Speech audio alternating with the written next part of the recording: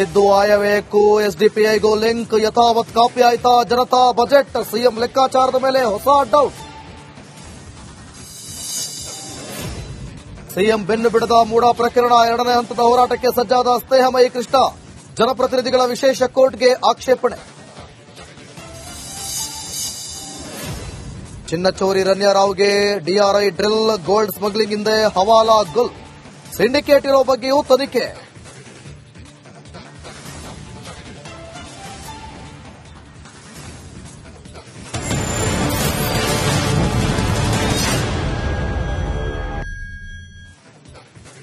ನಮಸ್ಕಾರ, ನೀವು ನೋಡ್ತಾ ಇದ್ದೀರಾ ರಿಪಬ್ಲಿಕ್ ಕನ್ನಡ.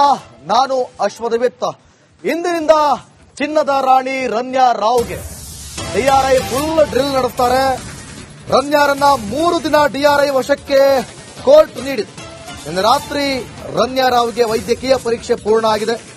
ಇಂದಿನಿಂದ ರನ್ಯಾ ರಾವ್ ಅಸಲಿ ವಿಚಾರಣೆ ಶುರುವಾಗುತ್ತೆ. ಗೋಲ್ಡ್ ಸ್ಮಗ್ಲಿಂಗ್ ಹಿಂದೆ ಹವಾಲ ನಂಟಿರುವಂತ ಶಂಕೆ ಇಲ್ಲಿ ವ್ಯಕ್ತ ಆಗ್ತಾ ಇದೆ. 10 ಬಾರಿ ರನ್ಯಾ ಗೋಲ್ಡ್ ಸ್ಮಗ್ಲಿಂಗ್ ಮಾಡಿರೋ ಗುಮಾನಿ ಕೂಡ ಇಲ್ಲಿ ಕೇಳಿ ಬರ್ತಾ ಇದೆ. ರನ್ಯಾ ಹಿಂದೆ ಸಿಂಡಿಕೇಟ್ ಇರೋ ಬಗ್ಗೆಯೂ ಕೂಡ ವಿಚಾರಣೆ ಆಗ್ತಾ ಇದೆ. ಇಲ್ಲಿ ಕೋಟಿ ಕೋಟಿ ಚಿನ್ನವನ್ನ ಸ್ಮಗ್ಲಿಂಗ್ ಮಾಡೋದು ಅಂತಂದ್ರೆ ಅದು ಒಬ್ಬರ ಕೈಯಿಂದ ಸಾಧ್ಯ ಇಲ್ಲ, ಅಥವಾ ಯಾವುದೋ ಒಂದು ಗುಂಪಿಂದ ಸಾಧ್ಯ ಇಲ್ಲ. ಇಲ್ಲಿ ಸಿಂಡಿಕೇಟೇ ಇದೆ ಅನ್ನುವಂತ ಗುಮಾನಿ ಹಬ್ತಾ ಇದೆ. ಇದರ ಬೆನ್ನಲ್ಲಿ ಹವಾಲ ನಂಟಿದೆಯಾ ಅನ್ನುವಂತ ಮಾಹಿತಿ ಕೂಡ ಈ ಒಂದು ಆಂಗಲ್ ನಲ್ಲೂ ಕೂಡ ವಿಚಾರಣೆ ಮಾಡಲಾಗುತ್ತೆ. ಇಂದಿನಿಂದ ರನ್ಯಾ ರಾವ್ ಸದ್ಯಕ್ಕೆ ಡಿಆರ್ಐ ವಶ ಆಗಿದ್ದಾರೆ. ಕೋರ್ಟ್ ಆದೇಶವನ್ನು ನೀಡಿ ತನಿಖೆಗೆ ಅವಕಾಶವನ್ನು ಮಾಡಿಕೊಟ್ಟಿರೋದು 3 ದಿನ, ಒಟ್ಟು 3 ದಿನ ಸಂಪೂರ್ಣವಾಗಿ ಆಕೆಯನ್ನ ಇಟ್ಕೊಂಡು ತನಿಖೆಯನ್ನ ಮಾಡ್ತಾರೆ. ಸಾಕಷ್ಟು ಪ್ರಶ್ನೆಗಳನ್ನ ಕೇಳೋದಿದೆ, ಸಾಕಷ್ಟು ಅನುಮಾನಗಳಿವೆ ಇಲ್ಲಿ.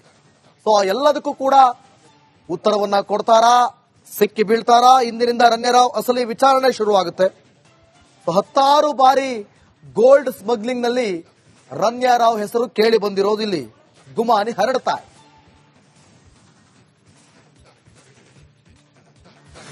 ಈ ಬಗ್ಗೆ ಮತ್ತಷ್ಟು ಮಾಹಿತಿಯನ್ನು ಕೊಡ್ತಾರೆ ನಮ್ಮ ಪ್ರತಿನಿಧಿ ಮಾದೇಶ್. ಲೈವ್ ನಲ್ಲಿ ಜಾಯ್ನ್ ಆಗ್ತಿದ್ದಾರೆ. ಮಾದೇಶ್, ಈಗ ಯಾವ್ಯಾವ ಆಂಗಲ್ ನಲ್ಲಿ ತನಿಖೆ ಚುರುಕುಗೊಳ್ಳಬಹುದು, ಮತ್ತಷ್ಟು ಮಾಹಿತಿ ಕೊಡೋದಾದ್ರೆ.